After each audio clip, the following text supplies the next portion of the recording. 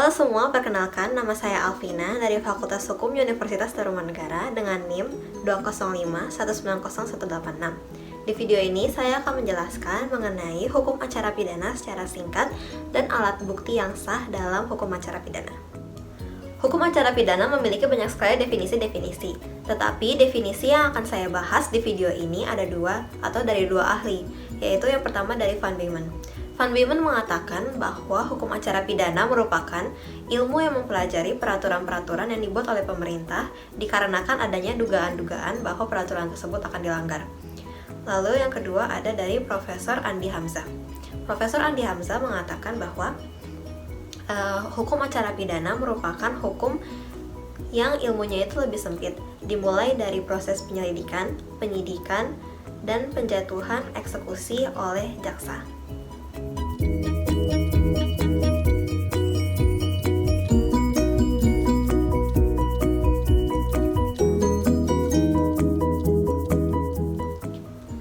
Ada 3 tujuan dari hukum acara pidana. Tujuan yang pertama itu adalah untuk mencari dan membuktikan kebenaran. Kebenaran apa yang dimaksud? Kebenaran yang dimaksud adalah kebenaran yang material atau yang secara sesungguhnya benar-benar terjadi dan tidak ditambah-tambahkan. Lalu ada penjatuhan putusan oleh hakim. Penjatuhan putusan oleh hakim ini ada 3 macam. Yang pertama itu ada putusan pemidanaan, putusan bebas, dan putusan lepas. Putusan pemidanaan adalah ketika terdakwa secara sah terbukti bersalah dengan minimal 2 alat bukti. Pernyataan tersebut dapat dilihat dalam pasal 193 Kitab Undang-Undang Hukum Acara Pidana. Yang kedua ada putusan bebas. Putusan bebas adalah ketika secara sudah dilakukan penyidikan, terdakwa tersebut terbukti secara sah tidak bersalah dan layak untuk bebas. Pernyataan tersebut dapat dilihat dalam pasal 191 ayat 1 Kitab Undang-Undang Hukum Acara Pidana atau KUHP. Lalu yang ketiga ada putusan lepas. Putusan lepas adalah ketika terdakwa tersebut terbukti melakukan suatu pelanggaran, tetapi pelanggaran tersebut ada di luar ranah pidana, perdata contohnya. Lalu yang ketiga ada pelaksanaan putusan atau melaksanakan keputusan yang sudah diputuskan oleh hakim.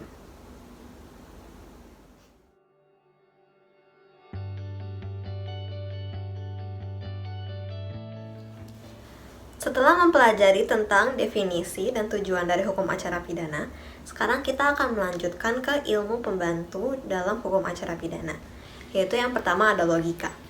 Logika adalah nalar atau akal yang digunakan oleh manusia secara umum. Contohnya adalah ketika seorang hakim ingin menjatuhkan suatu perkara, maka hakim tersebut pastinya akan melihat logika berpikir kuasa hukum atau jaksa dalam menjatuhkan putusan perkara tersebut. Yang kedua ada psikologi. Psikologi adalah ilmu membaca manusia atau mencari atau mempelajari tentang tujuan-tujuan mengapa terdakwa tersebut melakukan suatu tindak pidana. Lalu yang ketiga ada kriminalistik.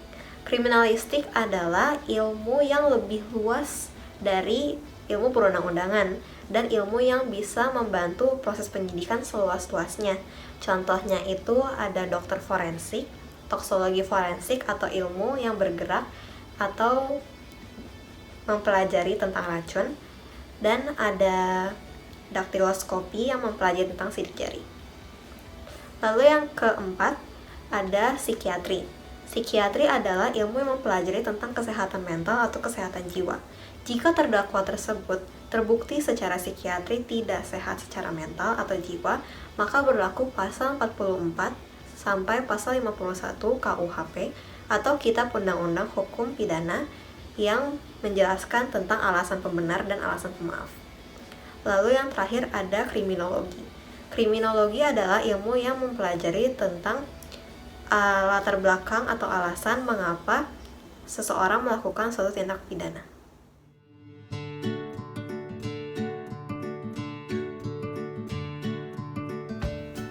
Setelah mempelajari tentang hukum acara pidana, sekarang kita akan mempelajari tentang Kitab Undang-Undang Hukum Acara Pidana atau KUHP. KUHP memiliki 5 tujuan. Tujuan yang pertama adalah perlindungan atas harkat dan martabat manusia, baik terdakwa maupun korban. Dan yang kedua adalah perlindungan atas kepentingan hukum dan pemerintahan. Dan yang ketiga adalah kodifikasi dan unifikasi hukum acara pidana. Yang keempat, mencapai kesatuan sikap dan tindakan aparat penegak hukum. Yang kelima adalah mewujudkan hukum acara pidana yang sesuai dengan Undang-Undang Dasar Negara Republik Indonesia tahun 1945.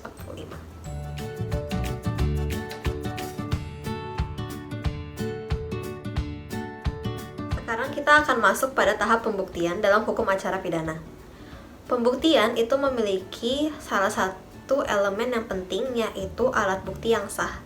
Alat bukti yang sah ini diatur dalam pasal 184 Kitab Undang-Undang Hukum Acara Pidana atau KUHAP yang memiliki 5 elemen lainnya, yaitu ada keterangan saksi, keterangan ahli, surat petunjuk, dan keterangan terdakwa. Yang pertama ada keterangan saksi. Keterangan saksi sebagaimana tertulis dalam pasal 1/26 KUHAP adalah orang yang dapat memberikan keterangan tentang sesuatu perkara pidana yang benar-benar ia saksikan, alami, dan dengar. Menjadi saksi merupakan peran yang sangat penting, karena diyakini seorang saksi dapat membuka suatu tabir gelap dalam persidangan. Untuk melindungi saksi, pemerintah menyediakan Lembaga Perlindungan atau LPSK, Lembaga Perlindungan Saksi dan Korban. Mengapa demikian?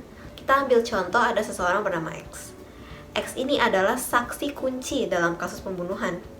Agar keberadaannya tidak terancam, maka ia dilindungi oleh lembaga tersebut seandainya ada yang ingin membunuh dia, mengancam dia, meneror dia, maka LPSK akan melindungi dia.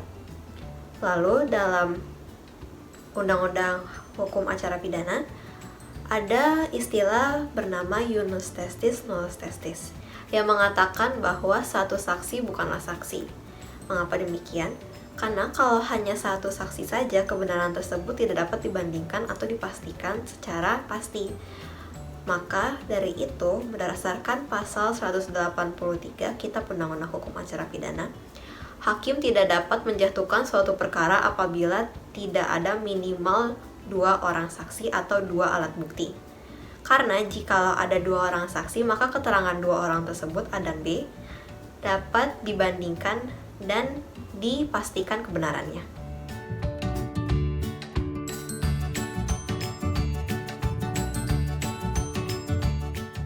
Adakah bentuk pengecualian dalam saksi?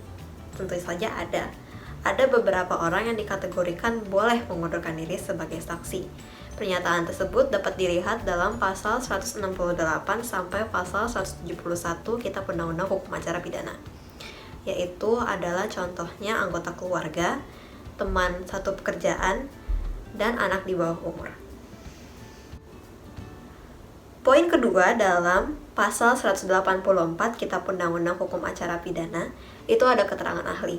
Keterangan ahli sebagaimana tertulis dalam pasal 1/28 Kitab Undang-Undang Hukum Acara Pidana adalah keterangan yang diberikan oleh seorang ahli yang memiliki keahlian dalam bidang tertentu yang dapat membantu dalam proses penyidikan dan dapat membantu dalam pemberian keterangan dalam persidangan.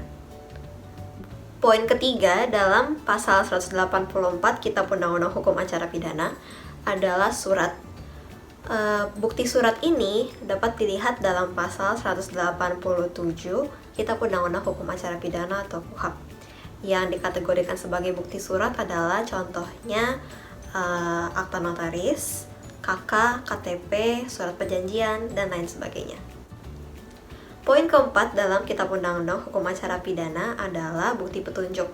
Bukti petunjuk sebagaimana diatur dalam pasal 188 ayat 1 KUHAP adalah perbuatan atau alat-alat bukti yang baiknya itu menunjukkan pada benar suatu kejadian atau suatu pelanggaran pidana telah terjadi.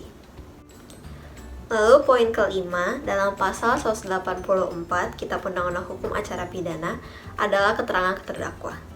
Terdakwa menurut pasal 189 ayat 1 Kitab Undang-Undang Hukum Acara Pidana boleh menyampaikan keterangan mengenai perbuatan pidana yang sudah ia lakukan.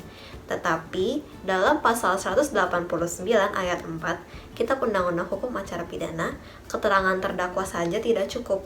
Maka poin 1, 2, 3, 4 tadi dalam pasal 184 Kitab Undang-Undang Hukum Acara Pidana sangatlah penting untuk membandingkan kebenaran keterangan yang diberikan oleh terdakwa. Demikian penjelasan saya mengenai hukum acara pidana dan alat bukti yang digunakan dalam hukum acara pidana. Sekiranya video ini bisa membantu teman-teman yang ingin mempelajari tentang hukum acara pidana. Sekali lagi, saya Alvina dari Fakultas Hukum Universitas Tarumanegara. Terima kasih.